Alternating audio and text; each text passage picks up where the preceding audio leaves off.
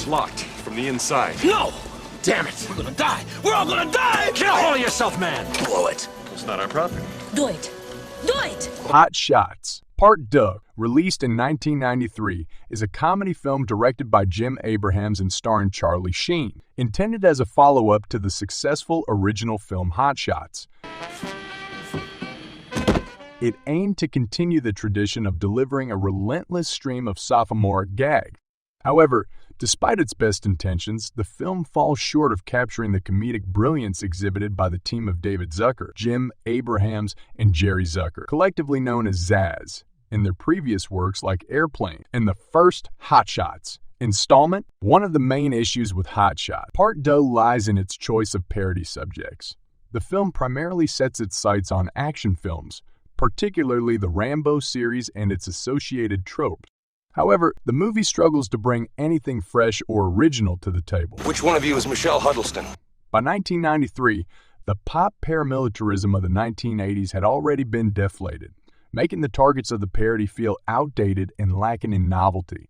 Audiences had already seen countless satires on the macho bravado and explosive action sequences featured in those films. Furthermore, the comedic impact of Hot Shots Part Deux is hindered by the ever-changing nature of topical humor. The film opens with a slapstick portrayal of Saddam Hussein, which might have elicited some laughs at the time of its release. However, as time passes, parodies of political figures and events tend to lose their bite and relevancy.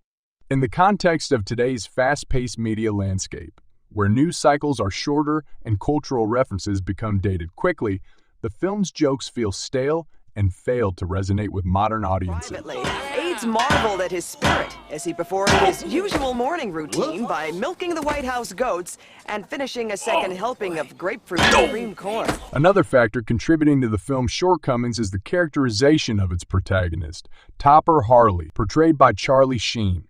Sheen's performance maintains a stoic super guy facade throughout the film, with only sporadic glimpses of a daffy and effeminate side.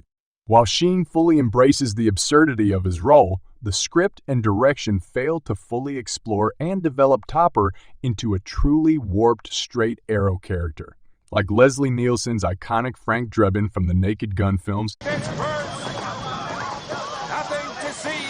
As a result, the comedic potential of the film is not fully realized, leaving audiences yearning for a more memorable and zany protagonist. Hot Shots Part Deux struggles to strike the right balance between comedy and action. While it aims to parody explosive action sequences, the film often gets lost in its own spectacle. Gags are tossed in the bomb blasts and amid deafening machine. Hook up!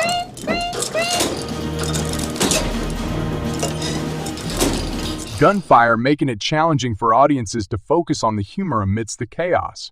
This constant barrage of action diminishes the impact of the jokes and undermines the overall comedic experience.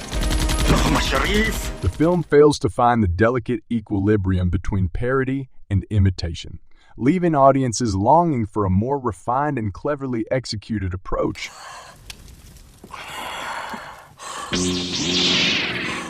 I've been waiting for you, oh big one. We meet at last. The circle is complete. When reflecting on the film's critical reception, it becomes evident that it fell short of its predecessor's success. While some critics appreciated its occasional moments of inspired humor and the dedication of its cast, many found the film lacking in originality and comedic depth. Hot Shots Part Deux is a few moments of manic inspiration, and it provokes just enough chuckles so that you don't feel cheated. Mostly, though, it's a soggy, underdone affair. Furthermore, the cast of Hot Shots Part Deux, including notable comedic actors like Lloyd Bridges, Valeria Golino, and Rowan Atkinson, brings a certain level of charm to the film. However, even their talents cannot fully elevate the material. Critics often praise the cast's efforts and their commitment to the film's zany humor, but acknowledge that the weak script and lackluster direction limited their ability to shine.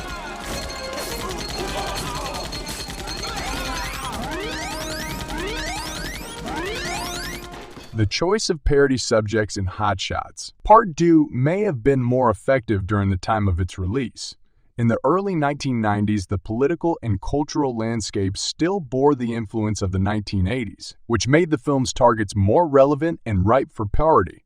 However, as time passed, the pop paramilitarism and the political figures the film aimed to satirize lost their prominence and cultural impact, rendering the jokes and parodies less effective and timely. What? What?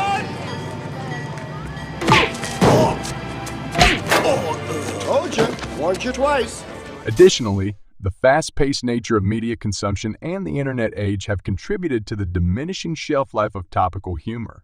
News cycles move quickly, and cultural references become dated almost overnight. What might have been considered a sharp and timely parody in the early 1990s may now feel outdated and disconnected from the current cultural zeitgeist. This further hampers the ability of Hot Shots to resonate with modern audiences. Despite its flaws, Hot Shots Part Deux remains an important entry in the spoof comedy genre. It serves as a reminder of the challenges faced by filmmakers when attempting to create successful parodies. Comedy is highly subjective, and what may have worked during a specific period may not have the same impact years later. The film's inability to sustain the comedic brilliance exhibited by the Zaz team in their previous works is a testament to the difficulties in replicating the same level of wit and cleverness consistently. In conclusion, Hot Shots Part Deux falls short of capturing the comedic brilliance of its predecessor and the films from the Zaz team.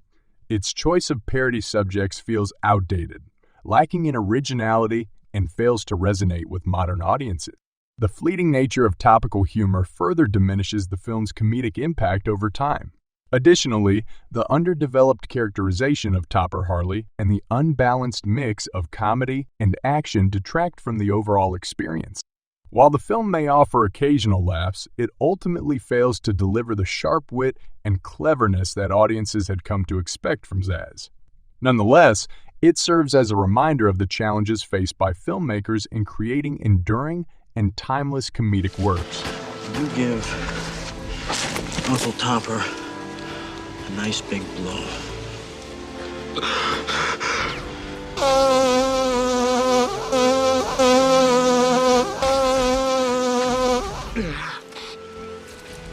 I'm done.